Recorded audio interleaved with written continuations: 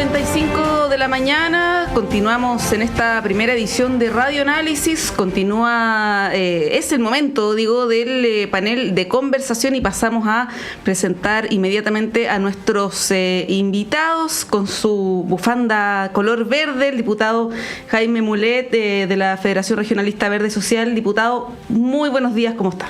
Muy buenos días, muy bien, muchas gracias por la invitación. Y Pauline Cantor, que forma parte del Centro de Estudios Horizontal, exministra del Deporte, militante de Evópoli. Pauline, hace tiempo que no te teníamos acá, así que bienvenida de vuelta. Espero que estés muy bien. No te escuchan. Ahí sí. Al diputado con el que nos tocó compartir ahí en deporte durante un buen tiempo. En la Comisión de Deporte, Pauline, un gusto saludarte. Así es. Bueno, bienvenidos, diputado Mulet, Pauline Cantor. Hay harto tema para comentar de nuestra actualidad, nuestra política nacional e internacional. Y quiero partir con el caso de Michelle Bachelet, que lo hemos comentado harto durante esta semana, pero ya ha ido tomando quizás unos ribetes políticos distintos a los de hace algunos días, ¿no? Ayer, de hecho, en una actividad que estuvo ahí en la comuna de Maipú con el alcalde de Maipú, también ha tenido otras actividades con la alcaldesa Iracy Hasler, ha estado muy involucrada en el tema municipal. Esto generó que parlamentarios de oposición acusaran intervencionismo de la ex mandataria. Hay que decir, eso sí, que Michelle Bachelet estas últimas 2 semanas ha tomado un protagonismo que no tenía los meses previos, ¿no? Y esto ha generado una serie de suspicacias y de teorías respecto de su posible candidatura. Se le ha consultado directamente y ella no lo ha negado, pero tampoco lo ha afirmado, ¿no? Quiero pedirles, hay una opinión respecto de la situación de Michelle Bachelet y si ven que efectivamente está haciendo algún tipo de intervencionismo respecto de las próximas elecciones. Diputado Mulet. Bueno, muchas gracias. Miren, intervencionismo no. ¿Por qué intervencionismo? Si Michelle Bachelet es una expresidenta de la República, no realiza ninguna función de gobierno, de manera que no hay intervencionismo. Lo que hay, en vez de intervencionismo, hay nerviosismo, creo yo, de quienes la acusan de intervencionismo, porque obviamente es muy natural que los expresidentes, los líderes de partidos acompañen a quienes son candidatos hoy día. Lo de ayer era el candidato Bodanovich en Maipú y estuvo en una actividad con él. Y eso obviamente no es intervencionismo electoral, creo yo, sino que el cariño que la gente le tiene a Michelle Bachelet genera mucha preocupación, particularmente en la oposición. Ahora, ¿ella está en campaña o no está en campaña? Formalmente no. Creo que es una tremenda reserva que tiene lo que es hoy día el oficialismo, particularmente lo que fue la nueva mayoría. Y creo yo que se le ha preguntado, ¿cierto?, si quiere ser candidata. Ella hasta ahora no ha dicho que quiera ser candidata, pero sin lugar a dudas es una tremenda, si usted quiere, reserva que tiene el oficialismo actual, particularmente el mundo, ¿cierto?, del socialismo democrático, donde ella proviene, e indudablemente, sin moverse, está marcando hoy día. La última encuesta CADEM de esta semana marcó en unos ejercicios segunda vuelta casi empatada en segunda vuelta con Matei y empatando en la mención espontánea con Kast, la segunda, digamos, después de Matei. Entonces creo que evidentemente va a poner muy nervioso y nerviosa a la derecha, y creo que ella tiene un potencial y una capacidad que la tienen plenamente vigente como una carta presidencial. Ahora, ¿qué va a pasar? No lo sabemos, pero indudablemente un referente político muy sólido, donde por las circunstancias tan especiales de este país, que la gente le tiene un cariño enorme, porque hizo cuestiones fundamentales en su gobierno, que la gente recuerda con mucho cariño, y creo que, bueno, si Michelle Bachelet va, yo creo que obviamente tiene una posibilidad de ganar muy grande. Sí, bueno, la expresidenta dijo ayer en esta actividad en Maipú que no da lo mismo por quién votar, y además se deshizo en halagos respecto del alcalde Tomás Bodanovich, ¿no? Y esto motivó, como decía, reacciones de la oposición. Incluso la UDI anunció que va a oficiar a Contraloría por actividades del gobierno con alcaldes del oficialismo. Pauline, a tu juicio, ¿hay intervencionismo, nerviosismo o algún otro calificativo que quieras agregar? A ver, yo encuentro difícil en realidad hablar de intervencionismo porque ella hoy día efectivamente no ocupa ningún cargo político formal, por lo tanto uno en realidad no está, digamos, muy distinto si ella fuera parte del gobierno. Pero sí yo creo que hay que decir claramente que ella está activa, está con un rol político importante. Ella está jugando todas sus cartas, ella acá no puede venir a decir que está hoy día en un segundo plano, que está de apoyo.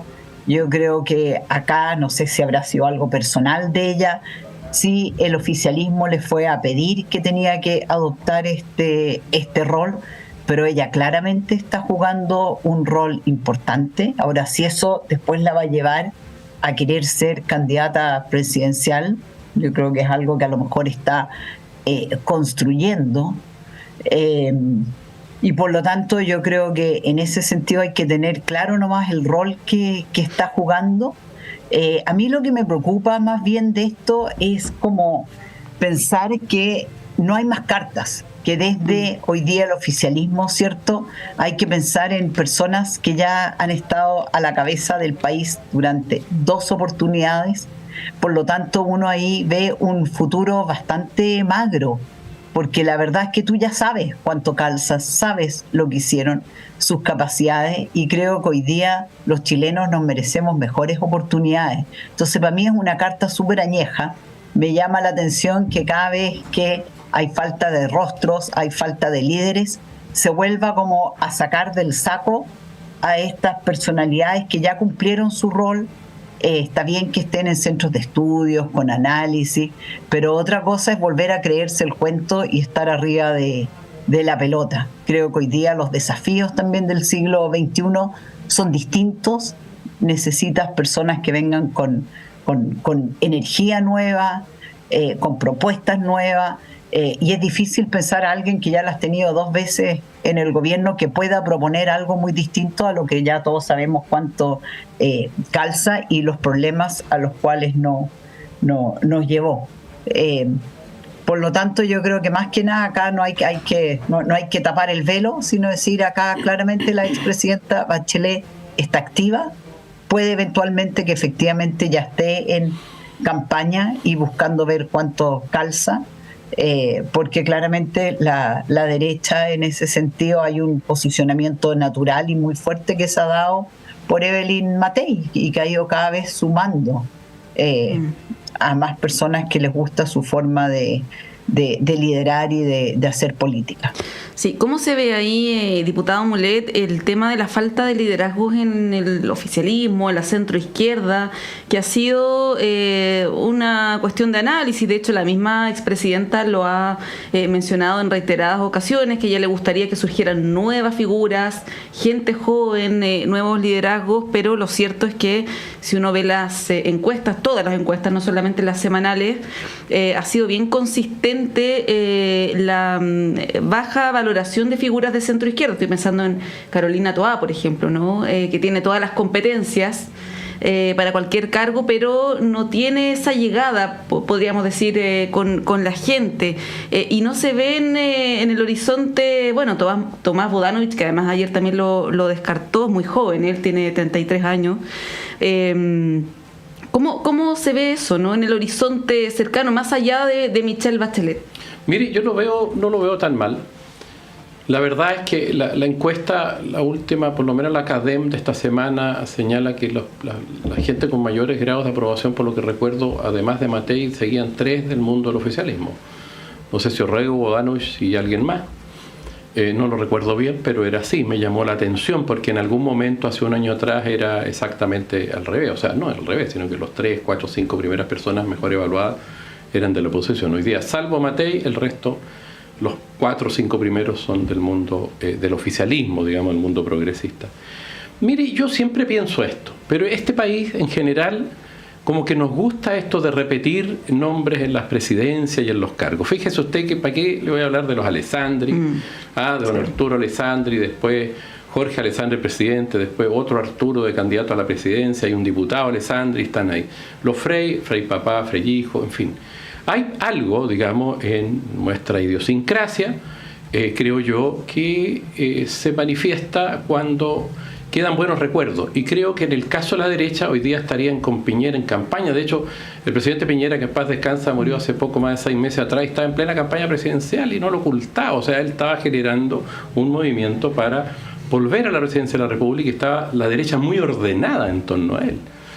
Y bueno, su fallecimiento en un accidente, ¿cierto?, cambió el escenario y apareció y emergió la figura de Matei, que dicho sea de paso tampoco una figura nueva, pues sí, es una persona que tiene más o menos la edad de Bachelet, que ha sido parlamentaria, ministra, hija, ni más ni menos que un miembro de la Junta Militar de la dictadura, ¿cierto? Cosa curiosa si se enfrentan nuevamente a la hija de un general, ¿cierto?, que murió en circunstancias, ¿cierto?, de violación de derechos humanos, y la hija de un general de la aviación también, que fue parte de la Junta de Gobierno. O sea, eso es una historia, sería curioso, digamos, y de alguna manera refleja algo que marca nuestro país. A mí no me complica cuando la gente elige democráticamente, y si el pueblo respalda a una persona de nuevo en una elección democrática, no seguida con Venezuela, porque esas elecciones seguidas obviamente es distinto, ¿eh? Cuando un presidente queda, se repite, porque ahí normalmente se utiliza el aparato del Estado para las reelecciones. Pero en este país de hecho, ha cambiado de signo, estaba Piñera, entró, ¿cierto?, el presidente Boris, ha ido cambiando de signo, lo que de alguna manera refresca, y si ocurre eso, bueno, creo que es una decisión soberana. Creo que hay gente nueva también, yo no lo veo como dramático, el mismo caso Bodanovich. Es una figura, ¿para qué decir el presidente Boris y todo su gabinete? Hay gente joven que está aprendiendo. Y eso también hay que decirlo, porque cuando se llega sin experiencia, también hay tiempos que se pierden en el aprendizaje. No le quepa la menor duda a usted, Montserrat, que en 3-4 años más vamos a tener quizás la gente llamando a Boris que vuelva a la presidencia. Es lo más probable. Es lo más probable, tiene 38 años el presidente. En fin, ahora, ¿eso es malo? Bueno, eso significa que no hay otros que superen a los que ya han gobernado. Y para eso la ciudadanía se pronuncia a través de distintas maneras. Y respecto a Michelle Bachelet, hay buenos recuerdos en este país, del mundo progresista, hay respeto. Piensen ustedes que no obstante los vaivenes de su último gobierno, que a la pobre presidenta Bachelet le hicieron pebre con el caso Cabal. La derecha la hizo pebre con el caso Cabal por el tema del hijo, y fíjese que el hijo no fue condenado nunca a nada, o sea, le destruyeron o le afectaron gravemente su gobierno por maniobras políticas, como ocurre, digamos, desgraciadamente, en estos tiempos, y a veces ocurren para el otro lado, podrán decir, a Piñera le hicieron esto, en fin, la vida política es así hoy día, hay que obviamente siempre irla mejorando, pero no obstante eso la gente sabe que es una persona honesta, capaz. Sí, desde que salió a La Moneda, después se fue a Naciones Unidas, ¿cierto?, a ONU Mujeres, digamos, estuvo 4 años allá, y ahora aparece como una figura potencial para ser secretaria general de Naciones Unidas. O sea, Michelle Bachelet no es cualquier persona, y obviamente tiene las capacidades intactas, y creo que es una persona que puede ser. Ahora, ¿va a ser ella, no va a ser? A mí me encantaría que haya una primaria donde aparezcan nuevos candidatos y candidatas de cada una de las corrientes que quieran postular del mundo progresista, y si el socialismo quiere colocar a Bachelet, bueno, también puede ir a una primaria, que seguramente va a ganar ella si existe, pero creo que es bueno para que se vayan también fogueando y apareciendo nuevos rostros con propuestas de país que se pueden ir fusionando, conversando, agregando propuestas programáticas. De manera que yo no lo veo como un drama que las personas se repitan, en la medida que no sean elecciones seguidas, que sean transparentes, y eso no está en duda en este país, menos mal. Afortunadamente, sí, ya vamos a hablar más ratito del caso de Venezuela y del informe de la ONU que salió el día de ayer.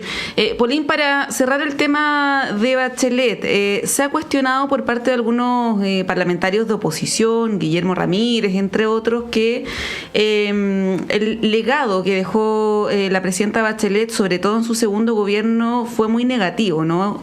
Haciendo alusión a las reformas, a la reforma educacional, que ha sido bien criticada, entre otras. ¿Qué podrías decir tú al respecto? ¿Coincides con eso? Y en el caso de una eventual candidatura, ¿tú crees que sería un factor que le podría pesar a la expresidenta o no lo ves tan relevante? Yo en eso sí, coincido con el diagnóstico que han hecho. Yo creo que efectivamente su legado no fue un buen legado. Y si tú misma ahí nombraste el tema de educación, si hay algo donde hoy día nosotros realmente estamos en una crisis profunda, en un terremoto educacional, es producto de muchas de las reformas que se hicieron en su momento, y que claramente no han dado resultados. O sea, acá al final, lamentablemente, han terminado primando a veces razones más ideológicas para aprobar ciertas leyes que razones de fondo que de verdad mejoren la calidad de nuestra educación. Entonces yo creo que acá le hemos quitado patines a la educación, y tienen que ver con reformas que se aprobaron en su periodo y que se empujaron tal vez con mucha fuerza, y que hoy día vemos los resultados y nuestra educación está en el suelo, lo que es lamentable, porque la verdad es que desde ahí se construyen las sociedades. Son las herramientas que tú le entregas, sobre todo a aquellas familias, ¿cierto?, que son más vulnerables, con menos oportunidades, donde tú necesitas poder entregar una educación pública de calidad. Y en eso hemos fallado, en temas de pensiones también. Ahora, yo creo que nosotros tenemos un problema que es mucho más grave, y yo creo que acá tenemos acá un diputado, ¿cierto?, de la República, que hoy día yo creo que tenemos un sistema, ¿cierto?, tanto en el sistema electoral y la forma en que hoy día está fragmentado nuestro Parlamento, que hace que cualquiera que llegue al poder no pueda gobernar.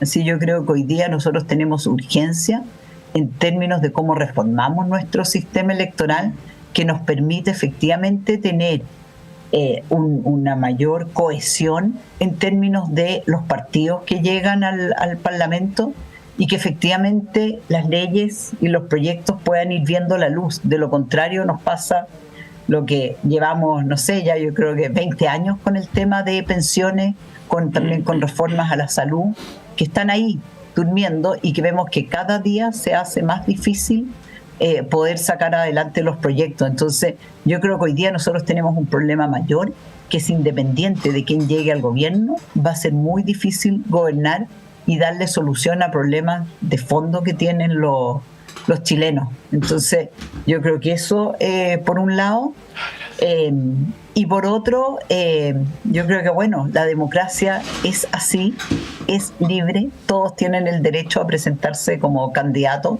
y serán, ¿cierto?, después del día de mañana los chilenos quienes elijan. Y en eso yo, por lo menos, siendo de centro derecha, me siento muy tranquila hoy día con la posible candidata que tenemos. Yo creo que en ese sentido Evelyn Matei tiene muchas condiciones, por el mismo hecho de haber ejercido tantos cargos distintos, pero ella nunca ha sido presidenta. Pero llegar a la presidencia habiendo sido, ¿cierto?, parlamentaria, habiendo sido ministra, habiendo sido alcaldesa, yo creo que hay pocas personas que han tenido la posibilidad de estar sentado en todos esos roles y poder entender desde distintas partes las necesidades y las problemáticas a las cuales se enfrentan los ciudadanos en su vida cotidiana, que finalmente eso es lo que la gente busca. Ayúdenme en mi día a día, no en grandes temas que son como alejados a su quehacer. Pero bueno, mira, todavía falta 1 año y medio, y las cosas en política cada día puede ser una eternidad, las cosas van cambiando.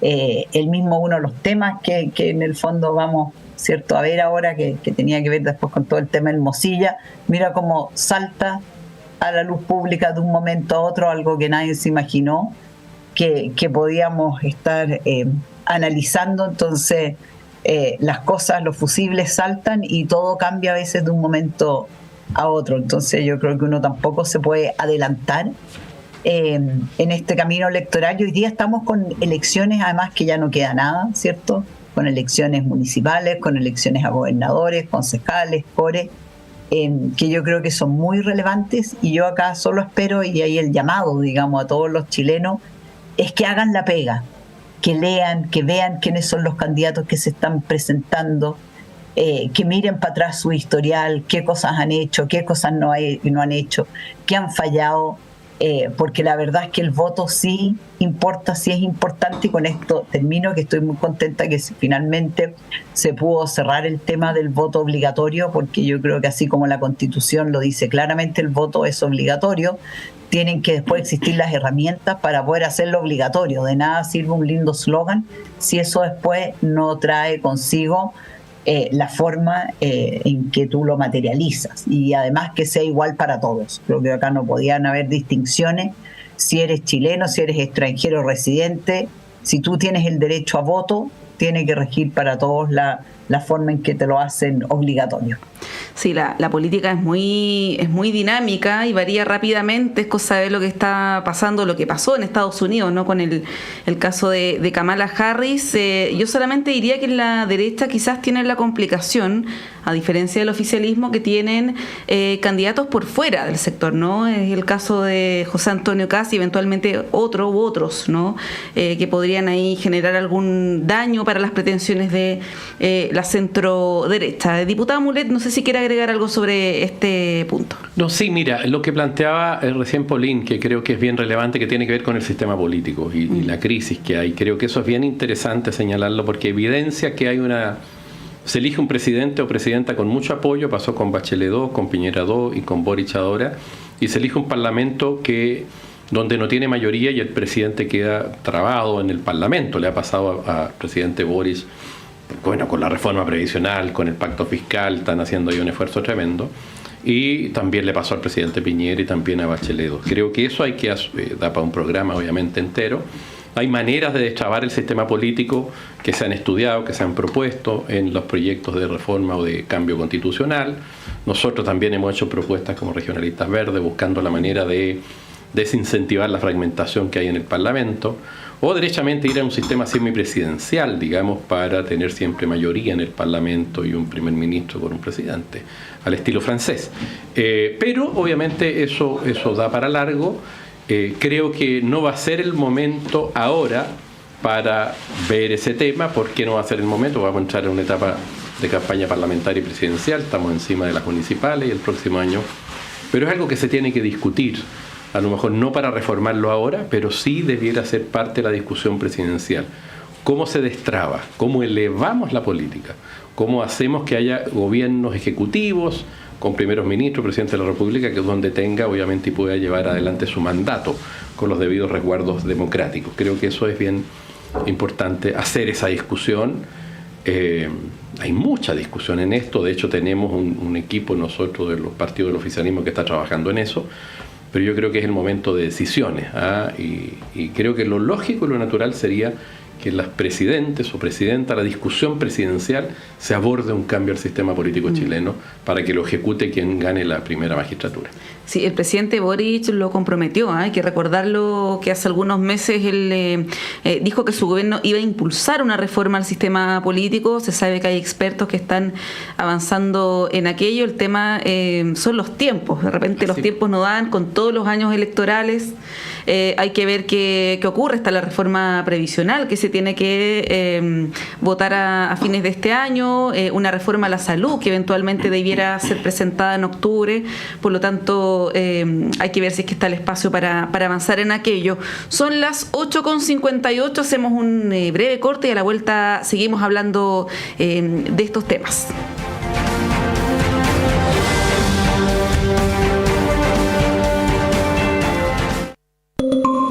La Universidad de Chile invita a su comunidad universitaria a participar de la acreditación institucional, respondiendo a la encuesta disponible en la web uchile.cl. Todas y todos acreditamos la U para construir futuro.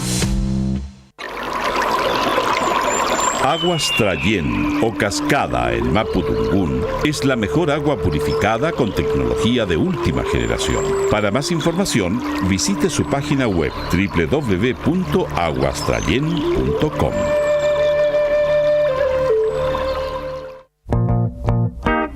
Todos los sábados a las 21 horas, Alberto Mayol, Omar Sarraz, Patricio López y Antonella Esteves se reúnen para revivir la tradición de una amable conversación entre amigos alrededor de un libro y para discutir sobre literatura y la vida misma. Radio Universidad de Chile te invita a ser parte de esta República de las Letras y compartir la pasión subjetiva y personal de cualquiera que ame los libros. Te esperamos cada sábado a las 21 horas en la República de las Letras, un clásico de Radio Universidad de Chile. Radio Universidad de Chile y la Facultad de Arquitectura y Urbanismo de la Universidad de Chile los invita a escuchar el programa Pensar Habitar. Soy el profesor Max Aguirre González de la Facultad de Arquitectura y Urbanismo de la Universidad de Chile. Quiero invitarles a oír todos los viernes a las 11 de la mañana el programa Pensar Habitar. Un espacio de opinión, entrevistas y destacados invitados. Pensar Habitar es patrocinado por la Facultad de Arquitectura y Urbanismo de la Universidad de Chile. Todos los viernes a las 11 horas en la radio que piensa. Hola, soy el periodista y locutor Luis Hernán Schwaner y quiero invitarles a compartir cada viernes a través de Radio Universidad de Chile el Último Café. El Último Café, cada viernes a las 22 horas en Radio Universidad de Chile, 102.5 FM y en nuestra señal online en www.radio.uchile.cl. Recuerde, El Último Café, cada viernes a las 22 horas en la radio que piensa. Usted está invitadísimo a compartir con nosotros El Último Café.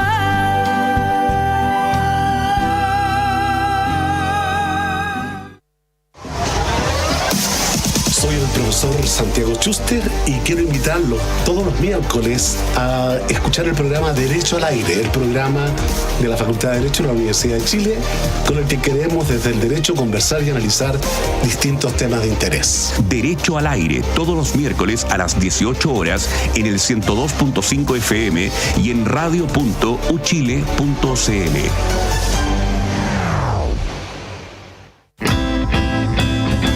Descubre la esencia musical en Radio Universidad de Chile, premiada como radio fundamental de la música chilena 2024.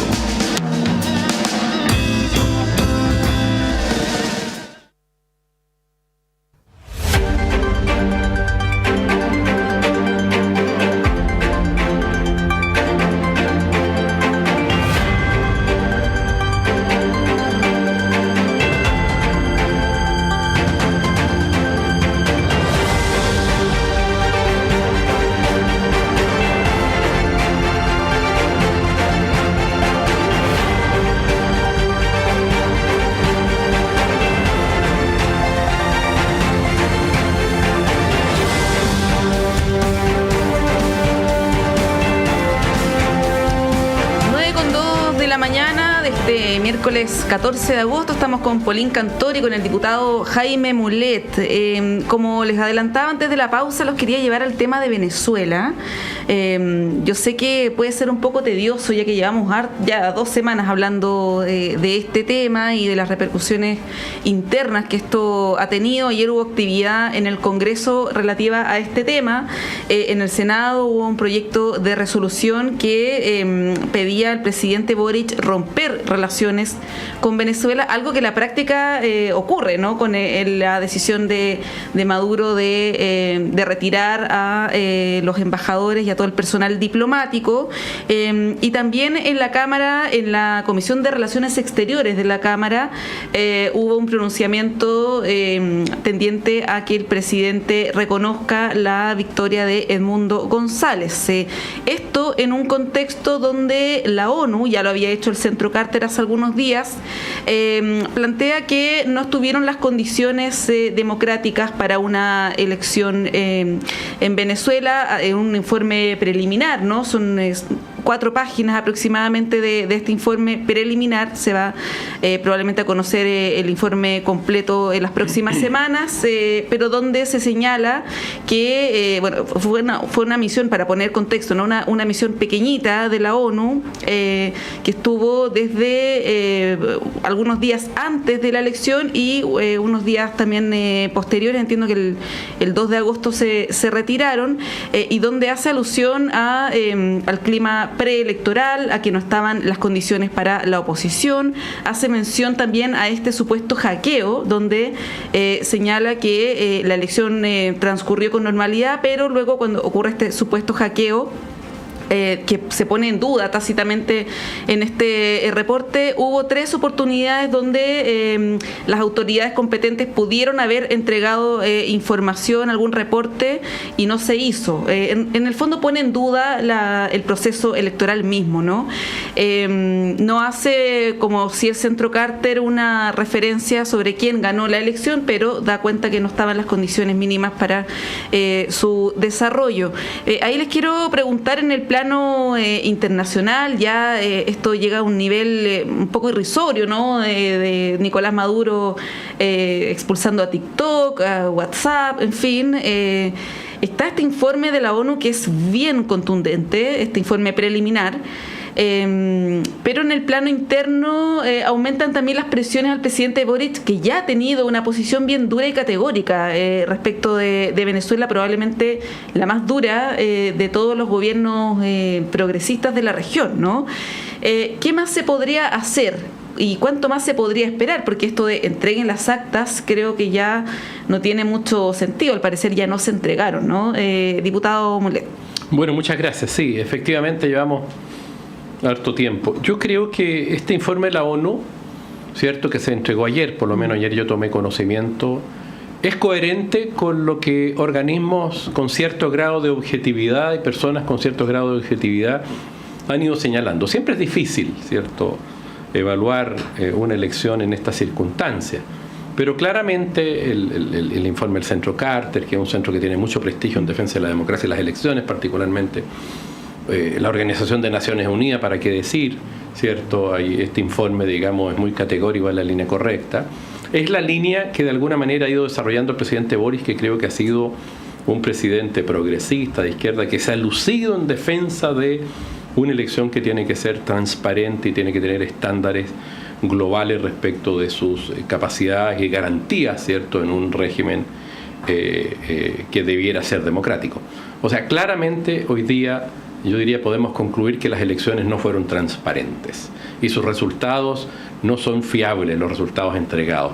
Y la única manera, desde mi punto de vista, más allá de reconocer o no reconocer al que habría sido el verdadero triunfador, creo yo que una fórmula inteligente, dado el contexto, porque hay que pensar que el gobierno Maduro es un gobierno autoritario, dictatorial, que maneja las Fuerzas Armadas, de manera que tiene el poder político y tiene el poder de las armas. Siempre dicen que hay como 1000 generales, porque de alguna manera los tienen con grados elevados para que estén ahí recibiendo también los beneficios que ello implica, etcétera, etcétera, etcétera, metido en las empresas de gobierno, particularmente las empresas estatales del petróleo. Entonces es un régimen obviamente corrupto, a mi juicio es una dictadura ya a estas alturas, que parte con cuestiones autoritarias, que el presidente va a un tercer mandato, eso ya a mi juicio ya es la típica gestualidad actitud de los gobiernos dictatoriales, y que obviamente hace una elección que no es transparente. ¿Qué es lo que creo yo que hay que hacer? Hay que repetir las elecciones, creo, bajo estándares internacionales, con la supervisión internacional. Creo que esa sería una salida lógica, y que el propio pueblo venezolano, aunque tenga que repetir una elección, que seguramente hubo un ganador, pero eso está obviamente cuestionado, da la impresión que ganó sin lugar a duda la oposición, pero ¿cómo salir del embrollo? Ahora, romper relaciones desde el Estado de Chile, no obstante lo brutal, yo uso la palabra profeso, del gesto que tuvo el presidente Maduro en orden a expulsar la delegación chilena, yo no sé si es el camino. Nosotros tenemos 700, 800, 900 mil venezolanos que están en nuestro país. Tenemos que cuidar ciertas formas en las relaciones, no obstante ser un régimen hoy día dictatorial, el régimen venezolano. Tenemos relaciones con China. China no es un régimen democrático. China es una dictadura de partido único que tiene sus peculiaridades y es capitalista. Tenemos relaciones con China. Tenemos relaciones con Cuba, que también tiene otras particularidades históricas, en fin, pero régimen de partido único, no democrático, etcétera.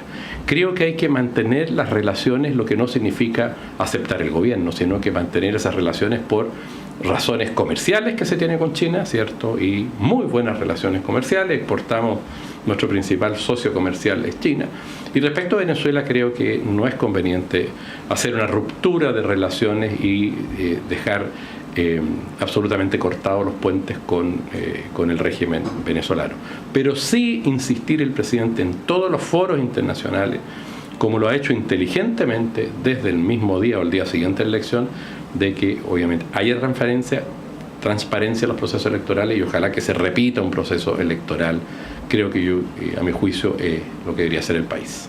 Sí, ahora que se repita un proceso electoral bajo las mismas condiciones no asegura un resultado diferente, ¿no? Bajo vigilancia de organismos internacionales, o sea, con una intervención de, obviamente, organismos internacionales, Naciones Unidas, Europa, Centro Carter, en fin, con veedores internacionales que controlen el proceso, si no, no tiene sentido. Esa es la idea de la repetición. Sí, bueno, Pauline, este mismo informe que citaba de la ONU, al final menciona elementos respecto a la situación de represión y vulneración de derechos humanos, señala la cantidad de detenidos, más de 1.000 personas, y también de fallecidos, más de 20. Y esto en un contexto donde se retomaría en las próximas horas una ley que es muy cuestionada internacionalmente, muy cuestionada, que es la llamada ley contra el fascismo, que básicamente busca castigar a las disidencias políticas, ¿no? Y calificar de fascista, como ya lo ha hecho el presidente Maduro, incluso a Gabriel Boric, a todos quienes no estén de acuerdo con ese régimen. Eso podría agravar la situación también de represión política y de vulneración a los derechos humanos, y ahí la pregunta es, ¿qué debiera hacer, por ejemplo, el gobierno del presidente Boric más de lo que ya ha hecho, ¿no? ¿Qué es lo que más se podría hacer? ¿Cómo ves tú ese escenario, Pauline? Yo creo que acá lo primero que uno tiene que tener, digamos, claro los contextos, y en Venezuela Maduro es un dictador con todo lo que eso implica y todo lo que significa. Y por lo tanto yo creo que acá no hay como miradas que uno pueda buscarle por el lado que tenga algo que sea defendible. Y eso yo creo que ya llevamos mucho tiempo con, digamos, donde vemos la gravedad de la situación en Venezuela, la violación de los derechos humanos, y por algo hoy día tenemos, imagínate, la casi, 800.000 venezolanos o más viviendo en el país. Y yo creo que para el gobierno del presidente Boric lo que está sucediendo en Venezuela es sumamente grave, porque lo único que significa, si Maduro sigue en el poder, es que nosotros vamos a tener un éxodo de más venezolanos, porque en el fondo son personas que no ven un futuro en su país y buscan salir. Y uno de los países donde claramente han estado mirando siempre es Chile. Entonces yo creo que también la postura del presidente Boric hoy día también obedece a ver de que este es un problema que finalmente nos va a afectar a nosotros en forma bastante grave e importante. Y de ahí yo creo que también se explica parte de este cambio que él ha tenido, porque si tú pescas y ves sus redes sociales y ves las fotos que él tenía antes con Maduro, ves un giro bastante radical. Y eso yo creo que tiene que ver también porque hoy día, como dicen, otra cosa es con guitarra, y esto cómo le afecta a él como presidente de Chile el que Maduro permanezca en el cargo. Entonces yo creo que acá viable, si bien lo decía el diputado, hacer una elección, yo creo que eso ya no es viable, porque claramente tienes en el poder un grupo de personas que no es confiable, que lo que busca es al revés, perpetuarse en el poder. Y yo creo que acá lo que nos queda, de alguna forma, es hacer fuerza a nivel regional y sobre todo a nivel regional con el resto de los países como Colombia, como Brasil, como México, de no reconocer al gobierno y buscar a través del concierto internacional cómo se hace una negociación para su salida. Yo creo que acá lo que hay que buscar en este caso hoy día, yo creo que la primera prioridad es que Maduro deje el poder, que pueda asumir Edmundo González como presidente, y buscar una negociación donde de alguna manera que él pueda salir del país con su grupo de personas protegido, y será el futuro después lo que determine cómo lo irán a juzgar. Pero creo que hoy día eso es lo más importante. Y en eso tiene que actuar el resto de los países en forma unida, en forma digamos, enérgica y que permita llevar adelante esa negociación. De lo contrario, digamos, lo que uno puede vislumbrar son solo riesgos. Así tú hoy día lo que más quieres, ¿cierto?, es evitar conflictos, violencia, guerras civiles, por el bien de las personas. Entonces creo que ojalá en ese sentido se pueda llegar a algún tipo de mecanismo, de fórmula de ese tipo, de que él pueda dejar el país. Y creo también que el romper relaciones diplomáticas hoy día no es el camino, no es lo que ayuda, sobre todo teniendo una población venezolana tan grande en este país. Tú necesitas mantener los canales de comunicación abiertos. Hay muchas otras formas de sancionar, pero creo que las relaciones tú las tienes que mantener, sobre todo cuando tú tienes una cantidad de ciudadanos venezolanos viviendo en Chile, digamos, muy, muy grande, y que tienes que poder resolver esos problemas. Y por otro lado, migración irregular. Si tú no tienes un canal de comunicación, ¿cómo devuelves a esas personas a su país de origen? Pero sí, claramente yo creo que es un problema gravísimo que tenemos en la región, y que yo espero de verdad que se pueda llegar a una solución que sea buena para los venezolanos, que de verdad se lo merecen, muchos incluso de los que hoy día están felices viviendo acá, pero no tengo ninguna duda que lo que finalmente añoran y sueñan es volver a su país, como cualquier persona que ha tenido que salir de él. Sí, solo para precisar, el presidente Boric ha sido probablemente de los más consistentes en la izquierda respecto de su rechazo categórico a lo que ocurre en Venezuela, en Nicaragua. Quizás en Cuba ha habido más omisiones, pero en el caso de Venezuela, desde que él era parlamentario, siempre fue muy crítico de Maduro. Yo la verdad es que no he visto ninguna fotografía en la que estén ambos, pero eso solamente mencionar. Ahí, diputado Mulet, no sé si tiene algún comentario. No, mira, en general no tenemos una diferencia tan profunda con Polín, digamos, en esto. Creo que hay distintas formas. Yo creo que hay que buscar una solución y hay que evitar, obviamente, el derramamiento de sangre del pueblo venezolano. Entonces, hay que buscar una fórmula inteligente. Yo creo que mucho puede hacer precisamente el presidente Lula, el presidente Petro, que mantuvieron una postura quizá un poquito menos categórica que la del presidente Boric. Pero el presidente Boric, como un hombre joven, de izquierda, te fijas tú, creo que marcó muy bien la línea y los dejó un poquito atrapados a otros presidentes de izquierda para no reconocer lisa y llanamente como a lo mejor hubiera ocurrido en otras circunstancias. Creo que la actuación de Boric en ese sentido fue impecable y se puso en el concierto internacional además como un líder suprarregional. Eso tuvo repercusiones en Europa, en España, en Francia, en fin, fue interesante la postura del presidente Boric. Fue el presidente de izquierda, un presidente de izquierda que se reconoce en el nivel global como presidente de izquierda. De manera que raya un poco la cancha. Hoy día, claro, él quizás no es el interlocutor para hablar con Maduro y ver una negociación, una salida negociada, pero sí el presidente, creo yo, de Brasil, Lula, cierto, presidente Petro, Manuel López Obrador. Creo que sería interesante lo que puedan hacer con el presidente de Estados Unidos, Biden, y buscar una salida. Ahora, todas son posibles en la medida que sean realistas y que no haya derramamiento de sangre. Que salga la dictadura venezolana, cierto, emigre, buscar una forma pactada para que entreguen el poder, lo veo muy difícil. A lo mejor repetir las elecciones, decía yo, pero todos los caminos son posibles, que haya una solución pacífica y elecciones libres. Tenemos que defender la democracia donde esté. La democracia liberal está en crisis. Pensemos lo que pasa, no sé, en los países de Oriente, que prácticamente no hay democracias liberales, y que es lo que pasa en algunos países también del Asia, que no hay democracias liberales. Hemos ido perdiendo terreno, las democracias liberales se han ido cuestionando, han ido surgiendo las dictaduras, estos autoritarismos de derecha, nacionalistas, complejos.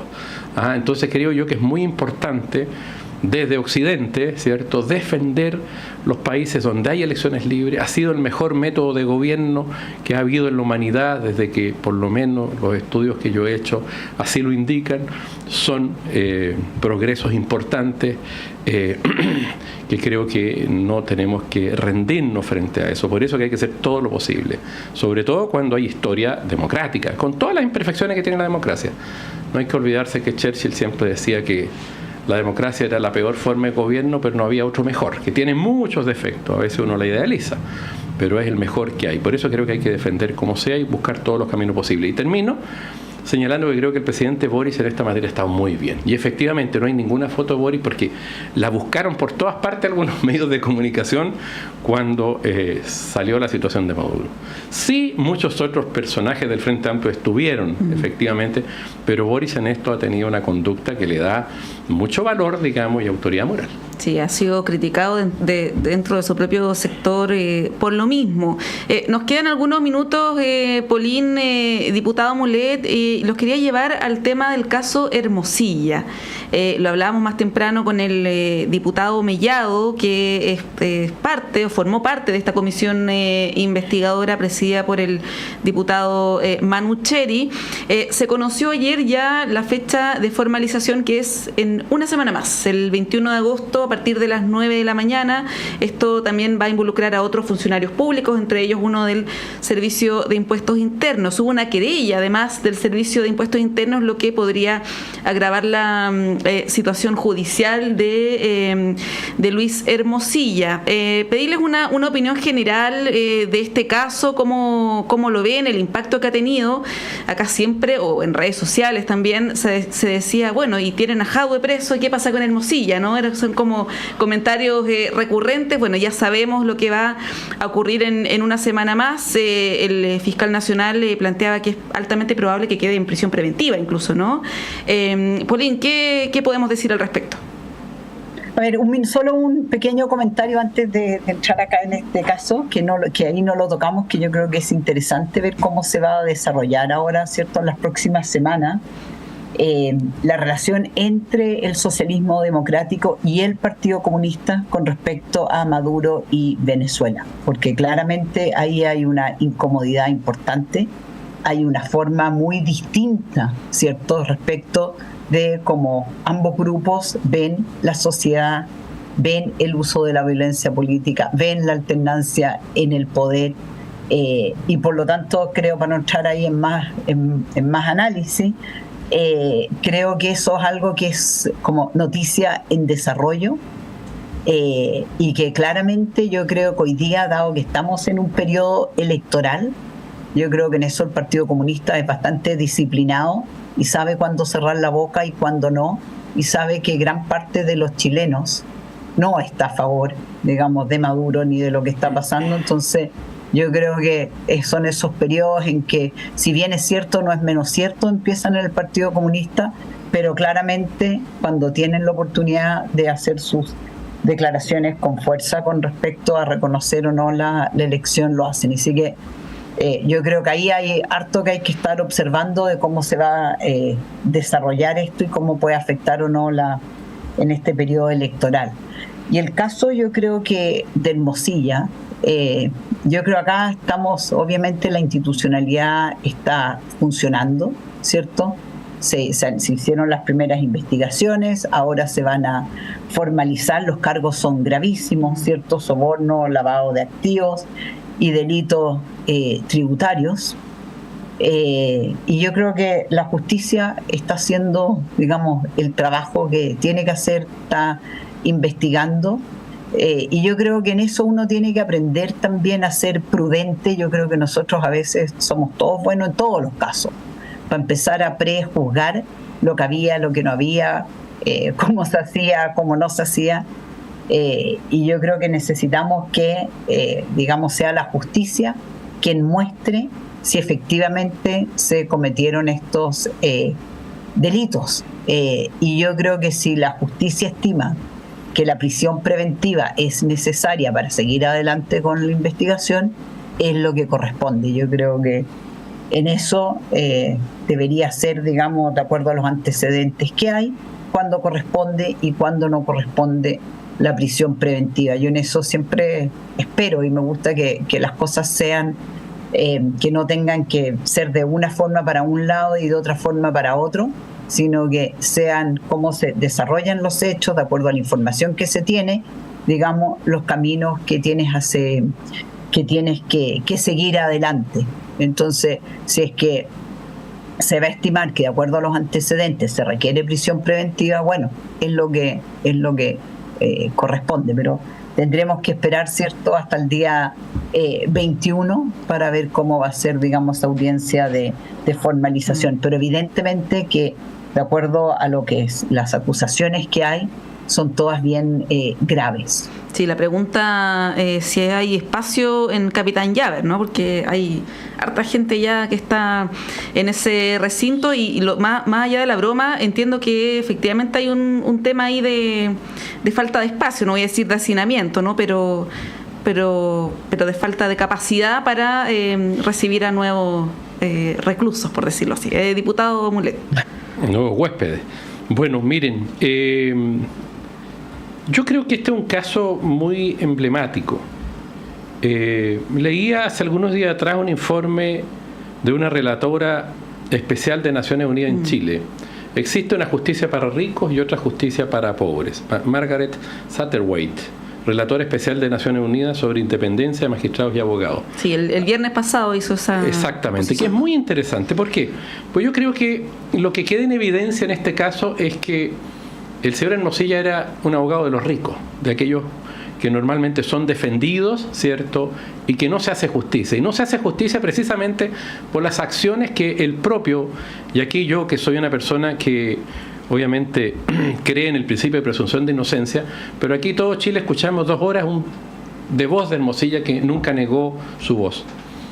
De manera que son hechos reales, fácticos, que ahí están, que yo puedo, por el interés público que tiene, comentar, sin perjuicio del principio de presunción de inocencia.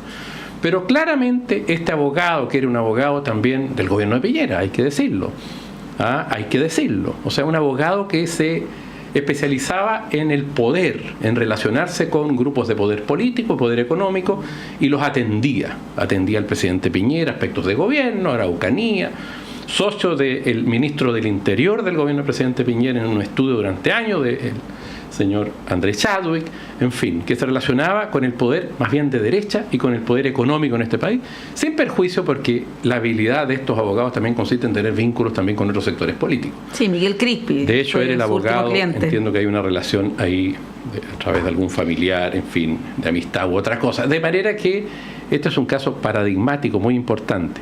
Y obviamente lo que ha ido saliendo más allá de esa grabación que escuchamos todos los chilenos tiene que ver con eso. ¿Qué va a pasar con eso? Destapa también una trama muy compleja que tiene que ver con los nombramientos de los altos magistrados de nuestro país y las influencias políticas que hay.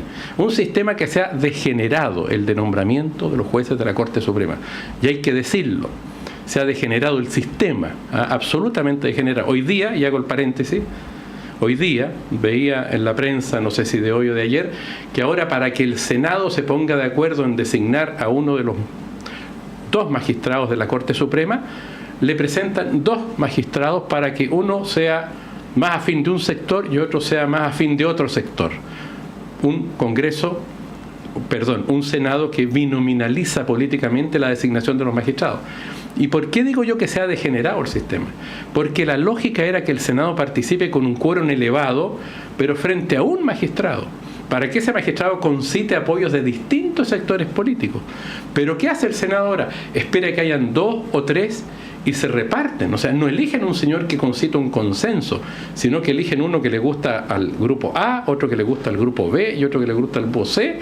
Entonces suman los votos de los 3 y eligen, digamos, un magistrado proclive para cada grupo. Y eso es degenerar el sistema de un quórum elevado para buscar una persona que esté por sobre la contingencia.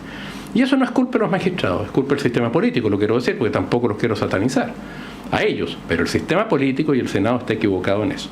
Entonces, la trama de Hermosilla tiene que ver con eso, más allá de la grabación, tiene que ver con todo lo que hay detrás, con lo que dice esta relatora especial de Naciones Unidas respecto a justicia para pobres, justicia para ricos. ¿Qué espero yo? Más allá de los años de condena, de la prisión preventiva, a mí no me gusta que sufra nadie, la verdad, y tendrán que pagar las consecuencias de acuerdo a la ley chilena, es si somos capaces de, a través de este caso, o como consecuencia de él, tengamos una justicia más equitativa, tengamos una justicia más justa. Perdonen la tautología, pero debe haber una justicia que sea igual para todos, lo que es muy difícil, que sea ciega, ¿cierto? Y que no tenga un ojito abierto y a los ricos, como dice la relatora, sea mucho más fácil más difícil, obviamente, que haya justicia verdadera. Creo que eso es lo relevante. Los WhatsApp que se han tenido conocimiento, bueno, han desatado otros hechos gravísimos.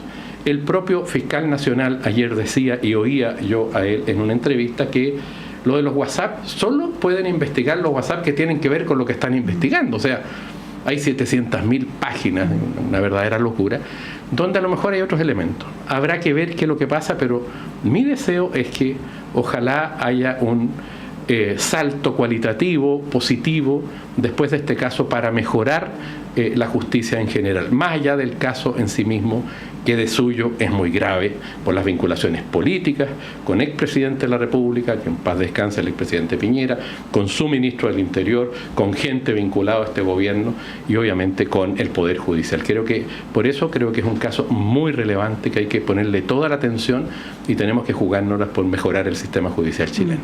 ¿Cuántas sorpresas nos traerá el celular de Luis Hermosilla? Hay mucha expectación respecto de esta audiencia de formalización. Nosotros obviamente la vamos a estar siguiendo de cerca. Polín Cantor, muchas gracias por acompañarnos durante esta mañana y esperamos tenerte pronto en una próxima ocasión.